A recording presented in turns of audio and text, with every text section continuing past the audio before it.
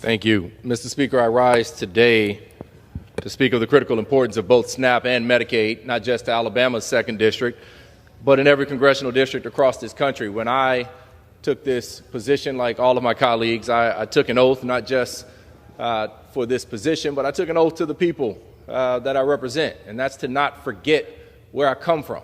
I took an oath to places like Mobile and Montgomery and Phoenix City and Evergreen and Greenville. I took an oath to the neighborhood I grew up in Tomanville, to not forget the type of district that you come from.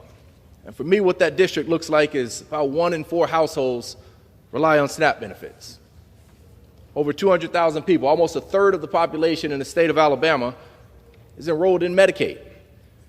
Individual median income in my district is just about $31,000 a year. I come from a district that is not the wealthiest, not even close to the wealthiest or well-off in this country. And so these aren't just statistics. These are real people that I see when I go home to my district. These are children. These are seniors. These are working parents and people with disabilities. These are neighbors. These are people who I grew up in church with. These are people who I went to school with, who depend on these programs to survive, not because they want to, but because they have to.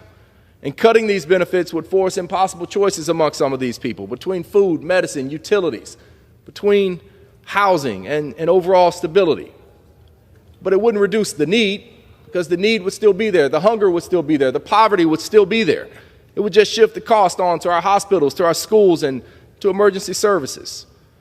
And Alabama SNAP does more than just provide food for people. It also supports, as it does across this country, supports our local grocers, supports our local grocery stores. All of the statistics show us that SNAP is a positive, net positive return on the local economy.